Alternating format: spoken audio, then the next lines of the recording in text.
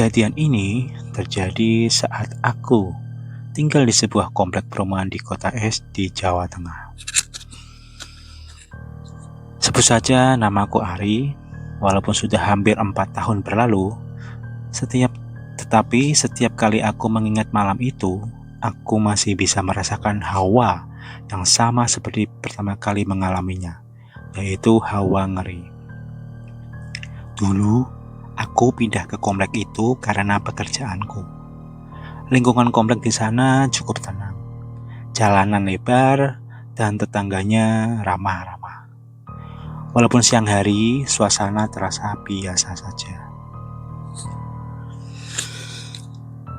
Anak-anak bermain sepeda, pedagang bakso keliling lewat setiap sore, dan ada beberapa bapak-bapak berkumpul di pos ronda hingga menjelang maghrib, tetapi tidak setiap hari. Namun, dulu ada satu rumah yang selalu menjadi bahan pembicaraan warga komplek tersebut. Rumah itu berada di ujung jalan buntu, dan kalau gak salah rumah tersebut bernomor 12. Lupa blok berapa. Blok apa gitu kali ya. Kan blok A, B, C gitu. Oke.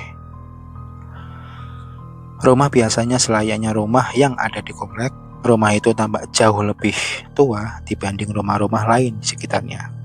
Karena cat temboknya sudah mulai mengelupas, pagar besinya pun sudah mulai berkarat. Sementara rumput liar sudah tumbuh hampir setinggi lutut. Dari luar terlihat jelas kalau rumah itu sudah lama tidak dihuni. Dulu awalnya aku mengira rumah itu hanya belum laku dijual. Di sore hari ketika sedang duduk di pos ronda bersama beberapa warga, aku mencoba iseng bertanya kepada mereka. "Oh ya Pak, itu rumah paling mentok kan kosong. Kenapa nggak ada yang beli ya Pak?" Tanyaku waktu itu kepada bapak-bapak komplek. Namun obrolan yang tadinya ramai langsung berubah hening. Sebut saja Pak Bambang. Beliau adalah warga paling senior di komplek itu. Lalu beliau menatap ke arah rumah tersebut sebelum akhirnya beliau menjawab pelan. "Oh, itu dulu rumah Pak Rahman." Lalu beliau bercerita bahwa Pak Rahman adalah pensiunan guru yang hidup sendirian setelah istrinya meninggal dunia. Kedua anaknya bekerja di luar kota dan hanya pulang beberapa kali dalam setahun. Menurut warga, Pak Rahman memiliki kebiasaan yang sangat unik. Setiap malam sebelum tidur, beliau selalu menyapu halaman rumah. Bukan karena kotor, melainkan karena beliau percaya bahwa halaman yang bersih membuat rumah terasa hidup. Di suatu pagi, Pak Rahman gak kelihatan. Tetangga merasa curiga karena Pak Rahman biasanya selalu bangun lebih pagi daripada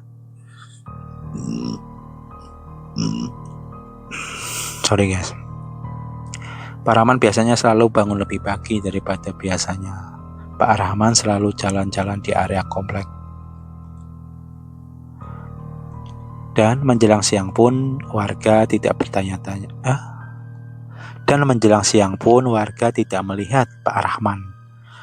Lalu warga mulai bertanya-tanya, "Kemana ya Pak Rahman? Tumben," ucap salah satu warga.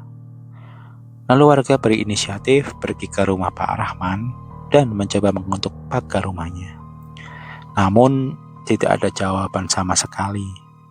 Karena warga merasa ada yang aneh, kemudian salah satu warga membuka pagar rumah Pak Rahman.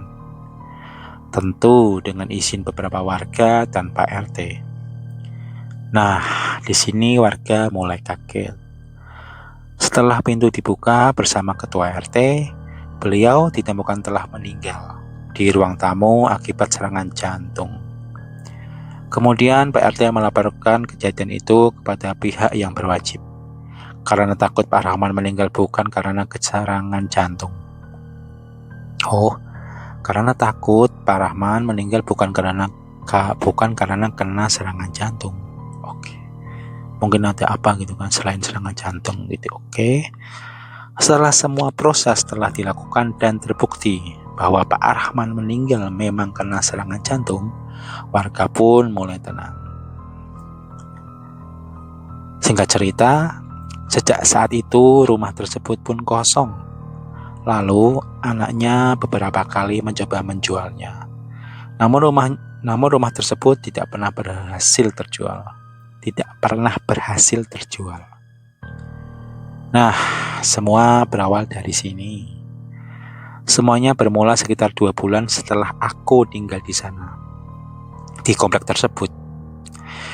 Saat itu aku baru pulang kerja sekitar pukul 11 malam. Jalan kompleks sudah sangat sepi. Saat melewati rumah nomor 12, aku melihat pagar depannya sedikit terbuka. Padahal menurut warga, pagar itu selalu dirantai dan digembok. Lalu aku memperlambat motorku saat itu. Dan saat aku mengawasi rumah tersebut, aku melihat di teras rumah berdiri seperti seorang pria tua. Tubuhnya kurus, dan sosok itu memakai kemeja putih lengan panjang. Kedua tangannya berada di belakang punggung. Sosok itu berdiri diam dan menghadap jalan. Karena penasaran, aku memperhatikan lebih lama. Tiba-tiba, perlahan pria itu menoleh ke arahku.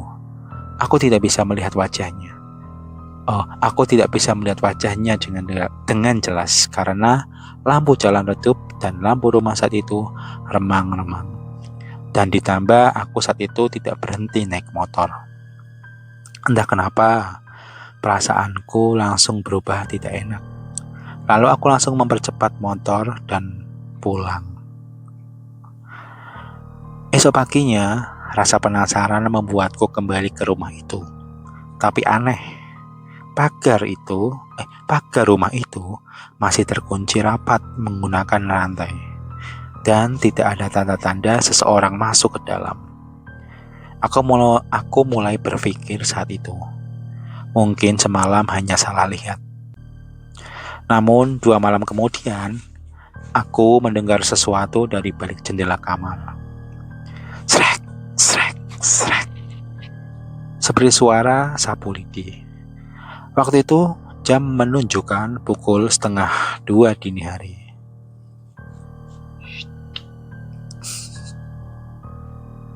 Oke, benar. Waktu itu jam menunjukkan pukul 1:30 dini hari. Awalnya kukira ada tetangga yang sedang membersihkan halaman, tapi kan aneh. Masa jam segini ada orang nyapu? Gumamku. Oh ya guys, informasi saja. Rumahku dulu berada di beda blok dengan rumah Pak Rahman. Jadi kalau mau pulang, aku harus melewati rumah Pak Rahman dan aku selalu lewat depan rumahnya dan lalu belok kiri. Karena rumah Pak Rahman emang paling mentok. Nah, ya kan benar, pertigaan nih guys. Pertigaan cuma kalau lurus mentok gitu, nggak ada rumah. Entah itu sawah, tanah kosong atau tembok kan gitu. Oke lanjut. Tetapi suara itu terdengar berasal dari ujung jalan, dari arah rumah nomor 12 itu. Karena rumahku dekat dengan rumah Pak Rahman, jadi aku mencoba mengintip dari horden. Siapa tahu ada orang, tapi ternyata tidak ada siapa-siapa. Namun suara itu tetap terdengar selama hampir 5 menit sebelum akhirnya berhenti sendiri. Lalu keesokan harinya aku menceritakan hal itu kepada Pak Bambang. Beliau hanya mengaku pelan. Lalu Pak Bambang hanya bilang, "Oh, itu suara yang sering didengar warga. Saya sendiri pun nggak tahu itu suara apa dan siapa," ucap Pak Bambang waktu itu. Aku mulai merasa tidak nyaman waktu itu. Tapi karena rasa penasaranku, akhirnya aku menekatkan diri dan pada malam Jumat berikutnya aku memberanikan diri berjalan kaki menuju rumah nomor 12 itu. Jarak rumahku ke rumah tersebut sekitar 2 menit saja. Lalu semakin dekat, suasana semakin sunyi. Dan ketika jarakku tinggal sekitar 5 meter dari pagar rumah itu, tiba-tiba suara sapu itu terdengar lagi. Suaranya pelan teratur, seolah ada seseorang yang sedang menyapu halaman. Lalu aku menyorotkan senter ponsel ke dalam, tapi tidak ada siapa-siapapun.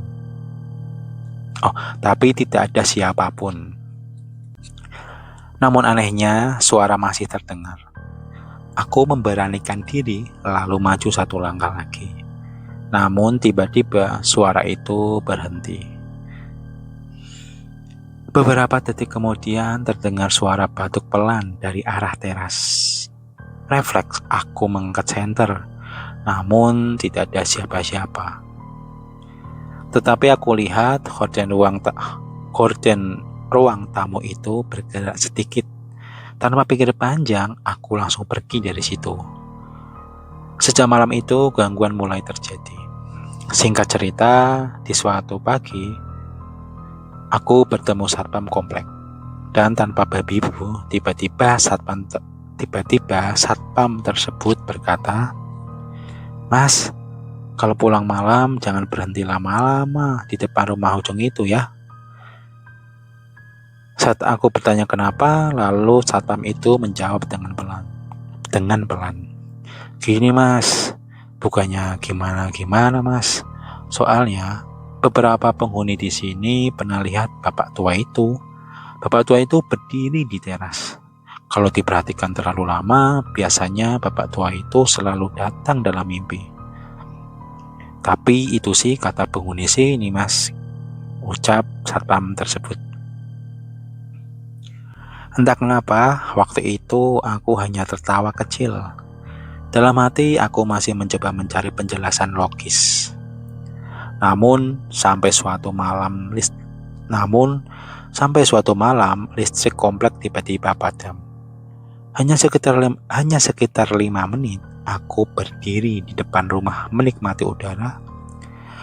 Dalam gelap, samar-samar kulihat seseorang berjalan menuju rumah nomor 12.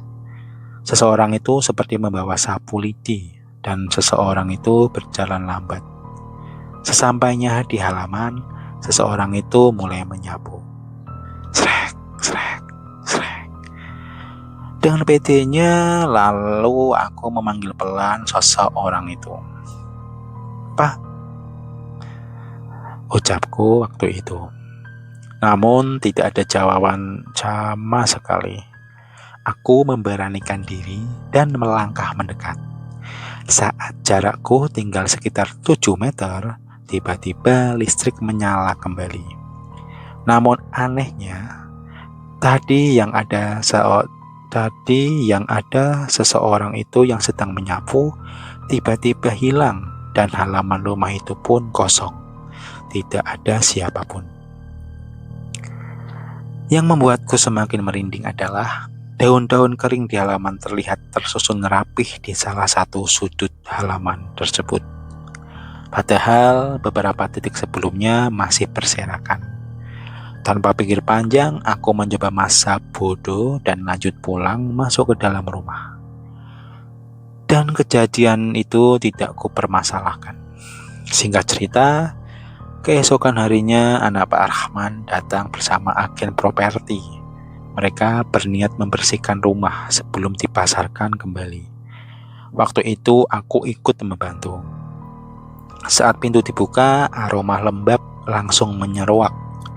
Seluruh rumah dipenuhi debu, kecuali ruang tamu. Lantainya jauh lebih bersih dibanding ruangan lain, seolah baru saja disapu. Di sudut dapur terdapat sapu lidi yang disandarkan rapih ke dinding. Pegangannya bersih, tidak berdebu sama sekali. Padahal rumah itu sudah kosong bertahun-tahun. Mungkin saja sapunya memang masih bersih dari dulu, Gumamku saat itu, dan akhirnya rumah itu pun laku terjual beberapa bulan kemudian. Yang membeli rumah itu adalah keluarga muda dengan seorang anak perempuan berusia sekitar 7 tahun. Selama 2 minggu pertama semuanya tampak baik-baik saja. Sampai di suatu sore aku bertemu ibu pemilik rumah itu. Ibu itu sebut saja Ibu Ratna. Namun wajahnya terlihat pucat. Lalu beliau bertanya kepadaku, "Mas, mau tanya, dulu yang tinggal di sini seorang bapak tua ya?" Tanya Bu Ratna. Aku mengangguk. Beliau menarik nafas panjang, lalu beliau berkata, "Anak saya setiap malam bilang ada kakek yang sedang menyapu halaman. Katanya kakek itu selalu tersenyum, Mas." Ucap Ibu Ratna. Harusnya masnya hilang kali. Ucap Ibu Ratna. Lalu aku hanya diam dan tidak sanggup untuk menjawab. Dan aku pun izin untuk pergi karena bingung aku harus jawab apa waktu itu. Namun, seminggu kemudian truk pindahan pun datang. Keluarga Bu Ratna pun pindah dan pergi tanpa menjelaskan alasannya kenapa. Dan pastinya rumah nomor 12 itu pun kembali kosong. Sejak saat itu warga kompleks seolah sepakat untuk tidak membicarakannya lagi. Anehnya, meski bertahun-tahun tidak dihuni, halaman rumah itu tidak pernah benar-benar dipenuhi daun kering. Selalu tampak lebih bersih dibanding halaman rumah kosong lainnya. Sampai sekarang aku masih tinggal di komplek itu. Aku pun masih sering pulang larut malam dan selalu melewati rumah nomor 12 itu. Dan setiap kali jam menunjukkan lewat tengah malam, aku selalu mempercepat langkahku. Semenjak saat itu, aku dan penghuni di sana pun sudah terbiasa dengan kejadian-kejadian aneh di rumah itu. Dan sudah tidak lagi merasa takut saat mengalami kejadian aneh lagi di komplek itu.